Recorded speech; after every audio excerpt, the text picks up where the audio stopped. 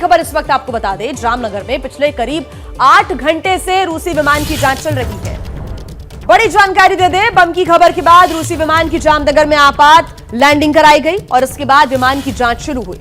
जांच पूरी होने के बाद ही विमान गोवा के लिए उड़ान भरेगा। पूरे क्लियरेंस के बाद ही विमान गोवा के लिए उड़ान भर सकेगा। मॉस्को से यह फ्लाइट गोवा आ रही थी और फ्लाइट की रात 9:49 पर जामनगर में ही इमरजेंसी लैंडिंग करवानी पड़ी। यात्री और क्रू मेंबर्स समेत विमान में मौजूद सभी 244 लोग सुरक्षित हैं। बम की सूचना मिलने के बाद एनएसजी और बम स्क्वाड की टीम्स विमान की जांच करने के लिए मौके पर पहुंची। एनएसजी की क्लियरेंस के बाद ही विमान गोवा के लिए अब उड़ान भर सकेगा। आपको यह भी बता दें कि इस विमान में मौजूद सभी 236 यात्री रूसी हैं और इसके अलावा गोवा में जहां रूसी यात्री ठहरेंगे उनकी भी जांच की जा रही है।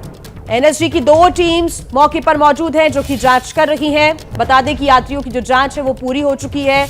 यात्रियों के सामान की भी जांच की जा रही थी और ऐसे में लगातार पूरे प्लेन को, फ्लाइट को जांच उसकी की जा रही है और जब क्लियरेंस एनएसजी की तरफ से मिल जाएगा उसके बाद ही गोवा के लिए यह विमान उड़ान भर सकेगा।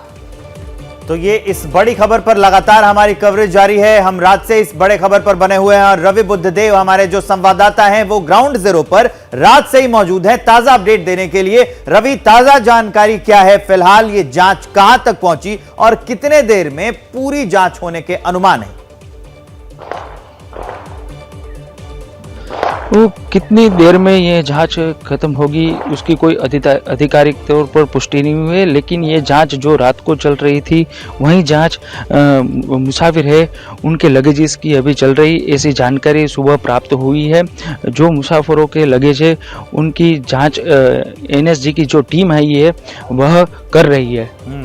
ठीक है रवि, आप हमारे साथ बने रहिए। एक बार दर्शकों को मैं पूरी टाइमलाइन बता देता हूं कि कैसे जो रात का वक्त था 9:49, देखिए वो तस्वीर उसी के साथ है और देखिए 3 तस्वीरें आपकी टीवी स्क्रीन पर है। इसी के साथ मैं आपको टाइमलाइन बताने जा रहा हूं। 9:49 का वक्त था। एक फ्लाइट जो मॉस्को से गोवा आ रही थी और Goa ATC, Goa air traffic control को यह जानकारी मिलती है, यह सूचना मिलती है कि इस जो फ्लाइट है, ये जो प्लेन है, इसमें बम हो सकता है। तो उसे अब गोवा में ना उतार कर पास के एयरबेस, जामनगर एयरबेस पर उसकी इमरजेंसी लैंडिंग कराई गई। पहली तस्वीर उसी वक्त की है जब इस फ्लाइट में बम होने की सूचना पर जामनगर एयरबेस पर उसकी इमरजेंसी लैंडिंग कराई गई। उसके बाद यात्रियों को विमान से बाहर निकाला गया और यह जो दूसरी तस्वीर है यह उस वक्त की है जब यात्रियों को इस विमान से जो ZF2401 जो फ्लाइट है जो मॉस्को से चली थी उस विमान से बाहर निकाला गया और उसकी जांच की गई। दूसरी तस्वीर उसकी है और तीसरी तस्वीर हम आपको उसी विमान की दिखा रहे हैं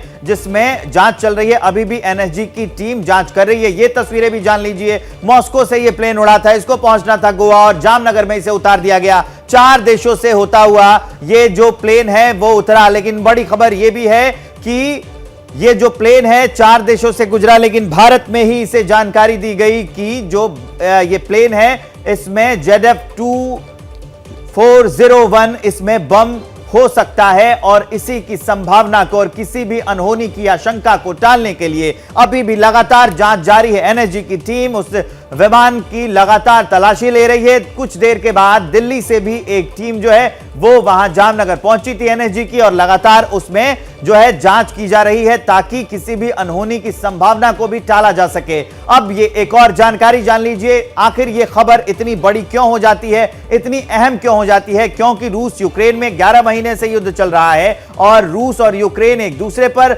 लगातार हमला कर रहे हैं, एक दूसरे के हितों को नुकसान पहुंचा रहे हैं। तो इसलिए भी ये खबर काफी अहम हो जाती है। फरवरी 2022 से ही ये जंग लगातार चल रही है और तब से लेकर दोनों देश एक दूसरे पर हमले कर रहे हैं। लड़ाई सिर्फ यूक्रेन में ही नहीं पूरे दुनिया भर में भी लड़ी जा रही है क्योंकि जो यूक्रेन समर्थित देश हैं वो लगातार रूस को टारगेट कर सकते हैं। इसलिए भी ये खबर अहम हो जाती है। भारत और रूस पारंपरिक दोस्त हैं और ये जो खबर है ये इसलिए भी अहम है क्योंकि मॉस्को से ये फ्लाइट चली थी और गोवा आने वाली थी। रूसी विमानों को निशाना बनाने से दोस्ती पर असर पड़ेगा, इसलिए भी यह खबर अहम हो जाती है और लगातार इस पर हमारी अपडेट बनी हुई है।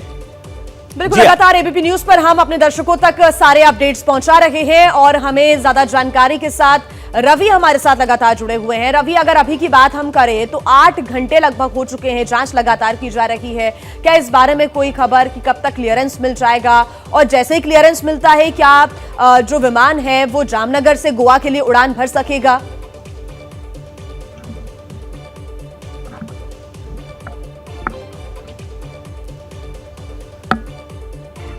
रवि बुद्धदेव से हम संपर्क में आएंगे।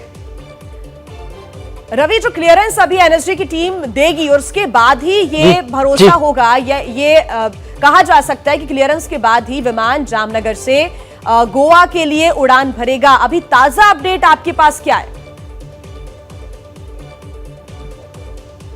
जाहिर सी बात है, मैंने जैसे आपको बताया कि कल रात को जो जांच तफ्तीश चल रही थी, वहीं जांच अभी एनडीए की टीम जो आई है वो कर रही है।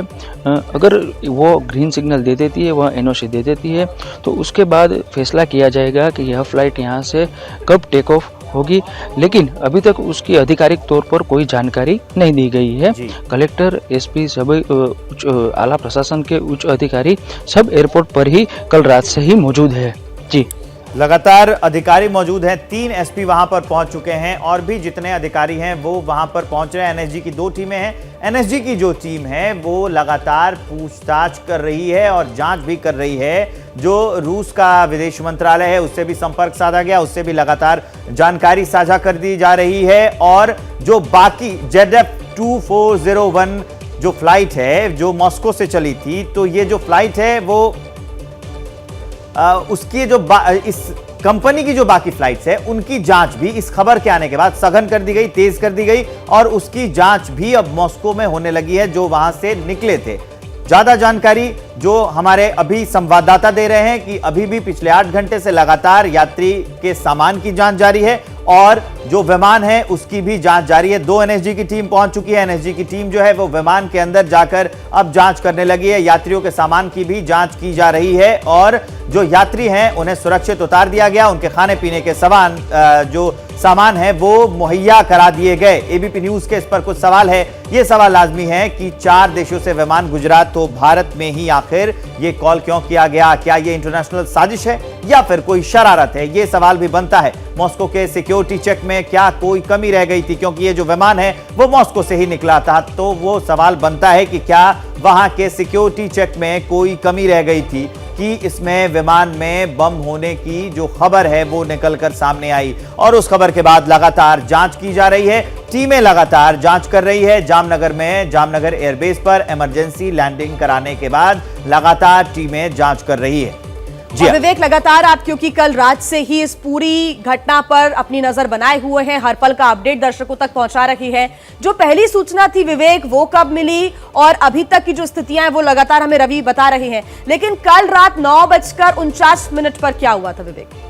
9:49 पर गोवा एटीसी जो गोवा एयर ट्रैफिक कंट्रोल है उसको एक खबर मिलती है कि जो विमान ZF2401 आ रहा है मॉस्को से उसमें बम है। अब इस सूचना के आधार पर उस विमान को गोवा में उतरना था, लेकिन उसे गुजरात के जामनगर एयरबेस पर इमरजेंसी लैंडिंग कराई जाती है उस विमान की। और इमरजेंसी लैंडिंग कराए जाने के बाद जो 244 क्रू को मिलाकर जो 244 लोग उस विमान में सवार थे उसे उतारा जाता है और उन्हें सुरक्षा जांच के लिए बाहर निकाल लिया जाता है। ये वही तस्वीरें हम टीवी स्क्रीन पर भी दिखा रहे हैं अपने दर्शकों को कि अब सुरक्षा जांच लगातार उनकी चल रही है। जो उनके सामान थे, जो उनका लगेज था, उसकी जांच चल रही है और विमान के अंदर भी एनएसजी की जो टीम है वो लगातार जांच कर रही है।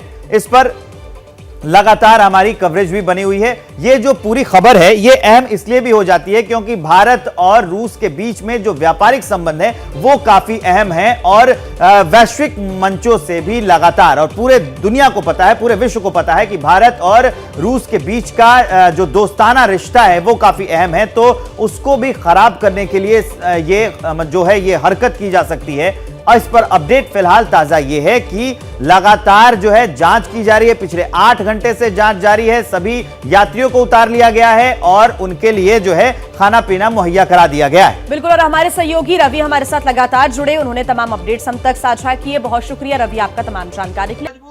क्या मजबूरी है मेरी, बताइए।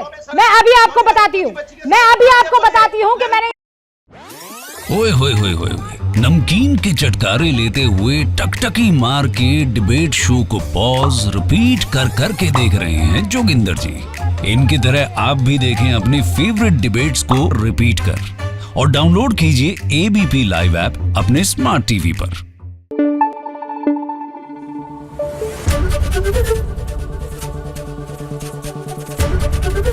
एबीपी न्यूज आपको रखे आगे।